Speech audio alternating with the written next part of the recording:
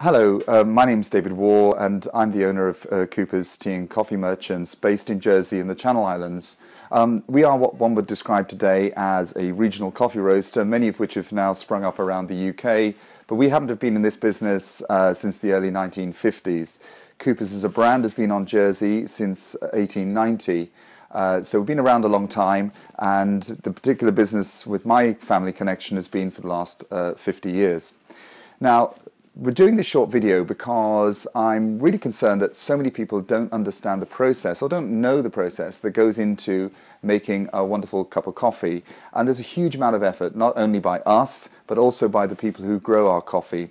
Now, in particular, we're focusing on one of the most expensive coffees in the world called Jamaican Blue Mountain. Now, we bring this coffee in to Jersey once a year around Christmas time. It's hugely popular and it's also very expensive. And obviously, if we get it wrong from a roasting process, then you're buying very expensive rubbish. So our aim is to not do that, make that kind of mistake. Our aim is to get the best out of the coffee we can. And this short video will demonstrate how we go about doing that.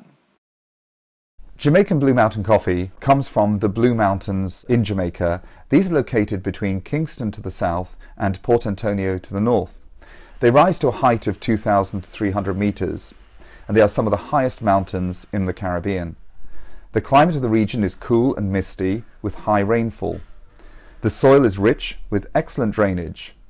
This combination of climate and soil is considered ideal for coffee. The coffee that we import comes in an old-fashioned wooden barrel, and like most things on Jersey, 90% of everything that comes into this island comes in through the port. Now, obviously, this can have issues with regard to moisture content and, the sea atmosphere getting into the coffee. So it's important for us to carry out a number of checks prior to roasting this particular coffee.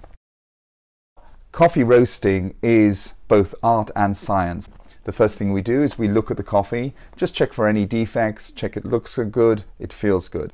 The other thing we'll be looking at is the environmental conditions, the air pressure at the time of roasting. Is it particularly high? Is it particularly low? That will impact on what we decide and how we decide to roast the coffee. We will then do a scientific check of the moisture content of the coffee. Again, this will impact on how we roast the coffee. Too high a moisture or a high level of moisture will mean we'll need to go darker. A low level of moisture means we'll tend to go lighter with the coffee roasting. In this particular instance, we're bang in the middle. So the omens are good, produce a very, very good quality roast. We will now roast approximately 150 grams of coffee to varying degrees of roast level. So we'll be looking at what we call a first crack phase, one in between first and second crack, and then finally one post second crack phase. This is where the art comes in. This is where, as an experienced roaster, we will check and see what we believe is best for our consumers. It's quite easy to tell if you've gone too far or too light. And as I say, in Jersey, for our particular market, people want something which isn't too light, in other words, too what some people would perceive as wishy-washy, but conversely, they don't want it so dark that it's taking the cover off their palate. It's really important we cool the coffee down quickly so that we don't over-roast it. Commercially, this is done with great blowers. Here, we have to do a very manual operation. That's shake the coffee in the prevailing conditions. The next phase we do is we will check the color. Now, it's really important when we're roasting this coffee to make sure it's fresh, smells great, and we get a really good impression to see what the impact is on the final taste in the cup of coffee. Jamaican Blue Mountain coffee is a very versatile coffee and can be used to make anything from espresso coffee drink right the way through to a standard filter coffee. Once we've roasted the coffee, we'll grind it down, and then in order to try and replicate this roast and make sure we're roasting to similar kind of colors, we use a device called Agtron, which is an industry standard way of checking the color of that roast. It comes from the Specialty Coffee Association of America and is widely used in the industry. Now, as far as tasting is concerned, to try and replicate the customer's experience, we're using a French press, which is probably the most popular method of making coffee here on Jersey. We'll use freshly drawn water, and it's also important that the water isn't too hot when it hits the coffee. We're looking for around about 90 degrees. And we're dosing this French press up quite high with coffee. So we're putting quite a high level of grammage of coffee to liquid to really get a good idea, a good impression of what this coffee is going to extract like. We'll let the coffee infuse for maybe 3 to 5 minutes prior to plunging the coffee. This gives the coffee plenty of time to infuse and to get all those flavors out into the drink. A group of us will now taste this coffee in a black format, so we're adding no sugar and no milk.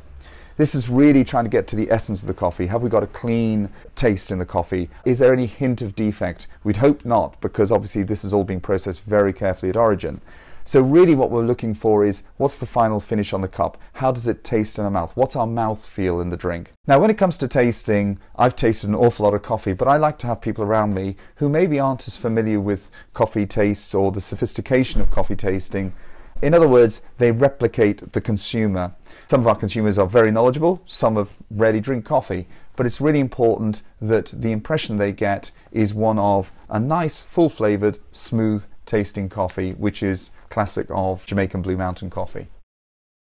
From this short video, I hope you now have some insight into the amount of work that goes into producing that final cup of coffee. Not only is origin and how the coffee is grown really important, but it's also from a roasting point of view really important that we understand the environmental conditions we face to roast the coffee within, but also what our consumers' expectation is as well.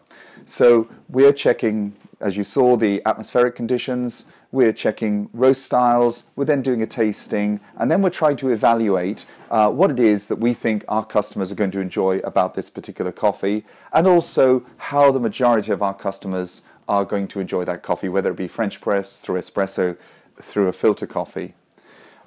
As I said at the very beginning, it is a bit of art and science. The science is in understanding the environment.